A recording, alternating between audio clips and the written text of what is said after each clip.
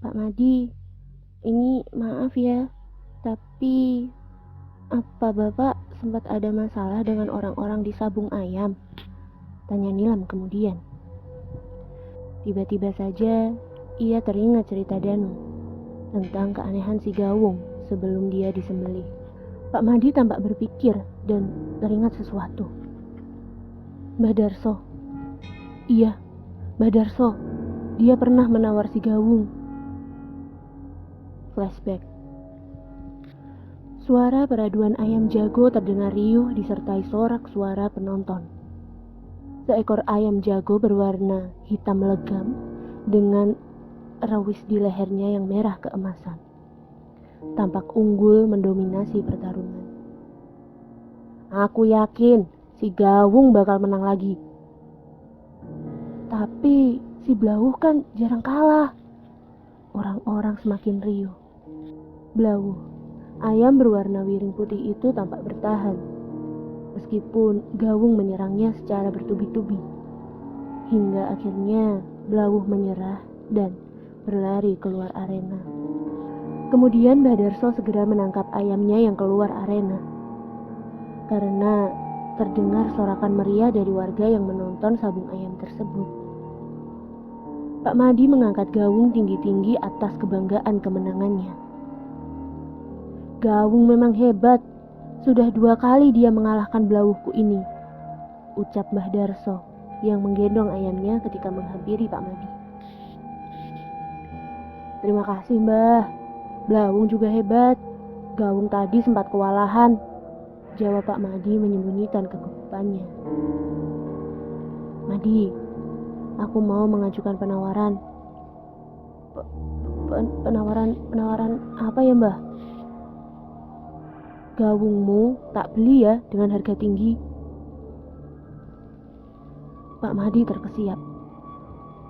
Maaf Mbah, Gawung tidak saya jual. Kenapa? Harganya kurang bagus. Saya naikkan lagi. Waktu itu Mbah Darso tampak ngotot ingin membeli Gawung. Namun Pak Madi masih bersikeras. Ia tidak ingin menjual ayam kesayangannya itu. Mbah Darso tampak kesal dengan sikap keras kepala Pak Madi. Ya sudah, toh sampai kapan ayammu bisa terus menang? Cuy! Akhirnya Mbah Darso meninggalkan Pak Madi dengan perasaan tak nyaman. Tiba-tiba Pak Madi bergetar mengingat peristiwa itu. Siapa yang tidak kenal Mbah Darso? Pasalnya, siapapun yang berurusan dengan Mbah Darso dan keluarganya bisa-bisa akan mengalami hal yang tak wajar. Mar, jangan-jangan aku nanti disandet Mbah Darso. Gimana ini? Tenang Pak, insya Allah tidak akan terjadi apa-apa. Gaman hanya menyerang hewan, bukan manusia, ucap Damar menenangkan. Danu akhirnya membawa mangkok berisi air garam seperti yang diminta Damar. Ini Mar. Damar pun memasukkan jari itu ke dalam air mangkok lalu membaca-bacakan doa. Setelahnya ia menutup bagian atas dari mangkok tersebut dengan kain hitam. Untuk sementara ini saya bawa dulu ya Pak. Malam hari di rumah Pak Madi. Aku kok haus sekali ya. Pak Madi berjalan. Kemudian ia menengok Bu Yanti yang masih terlelap. Pak Madi membetulkan sarung dan mulai berjalan ke arah dapur. Saat akan menuangkan air ceret di gelas, Pak Madi mendengar suara. Pak Madi menoleh. Samar-samar, ia melihat sekumpulan asap hitam yang berbau busuk terbakar keluar dari samping lemarinya. Pak Madi mengucek kedua matanya, memastikan apa yang ia lihat. Sempat ia mengira ada sesuatu yang terbakar. Namun, pergerakan asap itu terlihat aneh. Asap hitam itu berkumpul dan membentuk sebuah sosok mengerikan. Sosok itu berwarna gelap, tidak memiliki bola mata dan rahang bawahnya bergelantungan, seolah hampir terlepas. Kemudian, bayangan itu mengangkat tangan kirinya dan menunjukkan jari tangan yang sebagian dagingnya sudah menghilang.